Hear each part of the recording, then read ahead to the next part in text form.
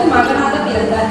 இவர் தமது இளம் வயதிலேயே கல்வியை நிறுத்திவிட்டு நாட்டின் விடுதலைக்காக போராட தொடங்கினார்.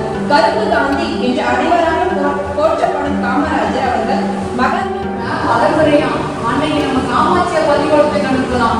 நம்ம காமாட்சிக்கு தங்கை நகையெல்லாம் போட்டு அலங்கரிச்சு பள்ளிக்கூடத்துக்கு அனுப்பணும். தெரியுமா பள்ளிக்கூடத்துல சேர்க்க போறாங்க. அப்படியா? நான் எப்ப நான் பள்ளிக்கூடத்துக்கு போவேன்? இப்பதான் 3 வயசு ஆகுது. ஒரு 5 வயசு ஆகுது. என்ன பள்ளிக்கூடத்துல சேர்ப்பாங்க? கவலைப்படாத. நல்லா படிச்சு குடும்ப பேர் காப்பாத்துனா சரிங்கம்மா. நல்லா படிக்க வேண்டும். சரிங்க. இந்த பால் எடுக்கிறேன்னு கேள்விப்பட்டேன். துணிக்கடையை கொஞ்சம் கடைச்சி பையனுக்கு வேலை கொடுக்க முடியுமாடா? ஆமாடா, உதவியாளர் வேலை இருக்கு, நான் அனுப்புங்கண்ணா. வந்திருக்கேன். அண்ணா சொன்ன தம்பி நீயா அப்பா? ஆமாங்க ஐயா, என் பேர் காமராஜர்.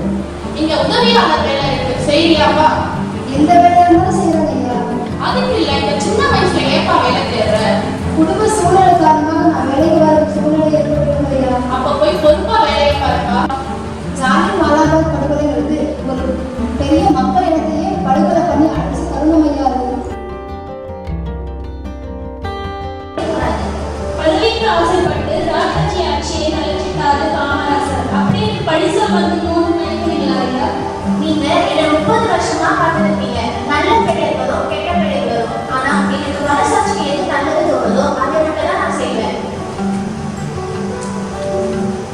இந்த நேரத்தில் நீங்க மக்களுக்கு செய்ய வேண்டிய ஒரே கடமை முதலமைச்சர். நான் முதலமைச்சர் ஆகணும்னா நீங்க எல்லாரும் எனக்கு ஒரு வாக்குறுதி தரணும்.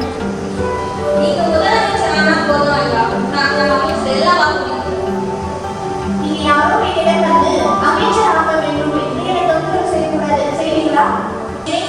என்றும் கடல் அறிய உறுதி கொள்கிறேன். கடவுள் அறிய உறுதி கொள்கிறேன். தப்பா இருக்கிறதுலாம் ரொம்ப பெருமைப்பட்டிருக்கேன். ஆனா அம்மா, நான் இது மக்களுக்கு சேவை செய்ய ஒரு வாய்ப்பா தான் பார்க்கிறேன்.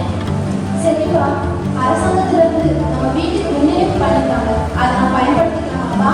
நம்ம கிராமத்து மக்களுக்கு இன்னும் மின்சாரம் வழங்கப்படவில்லை அம்மா. நான் மட்டும் அதை பயன்படுத்துவது தவறு. உண்மையிலேயா? நான் ஆட்சிக்கு வந்ததே மக்களுக்கு சேவை செய்ய மட்டும்தான். மக்களுக்கு வீடு கட்டணும் ஆசைப்பட்டேன். எனக்கு வீடு கட்ட ஆசைப்பட்டது. ஆனா உங்க வீட்டுக்கு தேவையான நிலம், ஊதியம் எல்லாமே எடுத்துக்கணும் இல்லையா? அந்த நிலம், ஊதியம் எல்லாம் மக்களின் சொத்து. மக்களுக்கு சேவை செய்யவே நான் இங்க இருக்கிறேன். நன்றி.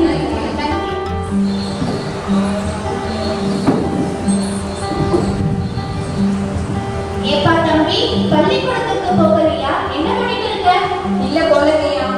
ஏன், என்னாச்சு? வீட்டுல ஒரு வேலை கத்துக்கே வழி இல்லைங்கய்யா. இதுல நான் எங்க இருக்கிறையா பள்ளிக்கூடம் போகிறது? அம்மா அப்பா வேற வேலைக்கு போயிருக்காங்க, நான் மாடு மேய்க்க வந்திருக்கேன். சரி, நான் உனக்கு கஞ்சி கொடுக்குறேன். நீ பள்ளிக்கூடத்துக்கு போவியா? கஞ்சி ஊத்துனா மட்டும் போதுமாங்கய்யா? புத்தகம் சீருடன் மற்ற செலவுலாம் யாரும் ஐயா பார்ப்பாங்க. சரிடா தம்பி, நான் உனக்கு எல்லா வசதியும் ஏற்படுத்தி தரேன். நீ இப்ப பள்ளிக்கூடத்துக்கு போவியா? கண்டிப்பா போவாங்கய்யா.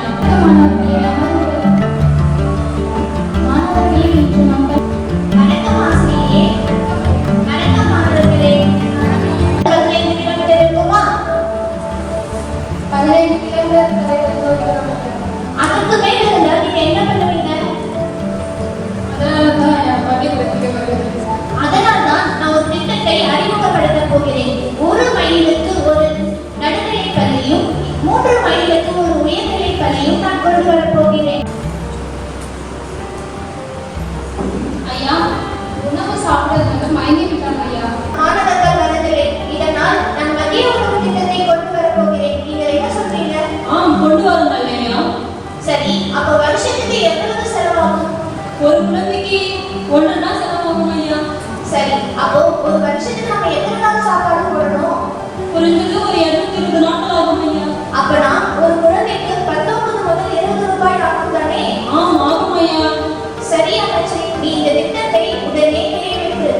ஐயா, ஏற்கனவே கல்விக்காக 10 கோடி ரூபாய் செலவு பண்ணிட்டோம். இன்னும் செலவு செய்ய வேண்டும் என்றால் மக்களிடம் நிதி திரட்ட வேண்டும். அவ்வாறு நாம் திரும்பினால் மக்கள் நம் மீது, அரசின் மீது அதிருப்தி ஏற்படும் ஐயா. ஆனா அமைச்சரே, நான் மக்களுக்கு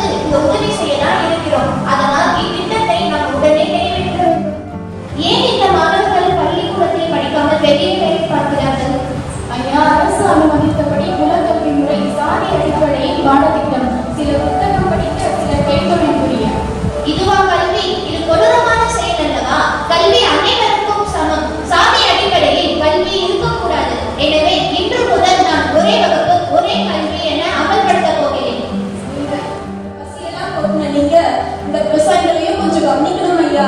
ஊருக்கே உணவு அளிக்கிறவங்க நீங்க, உங்களுக்கு உணவு இல்லையா? உங்க நிலத்துல என்ன பிரச்சனை?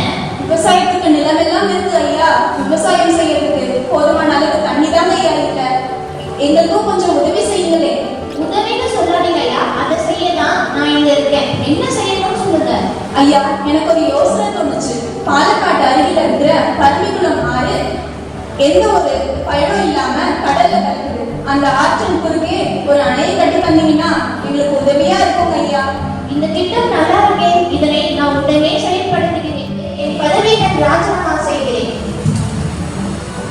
நீங்க என்ன சொல்றீங்க காமராஜி? ஆமா, பதவி என்பது சுயநலத்துக்கு பயன்பட ஒரு பொருளாக மாறிவிட்டது.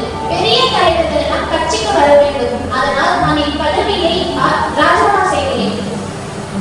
அதுவும் சரிதான். அப்ப நானும் என் மகனை விட்டுட்டு கட்சி பணிக்காக ஈடுபடுறேன். இல்லை சரிங்க காமராஜ், நீங்க உங்களுடைய அரசியல் வாழ்க்கையில காமராஜர் திட்டத்தை அனுப்புகிறேன். Councils, we really directed our Tamil Nadu to such an extent.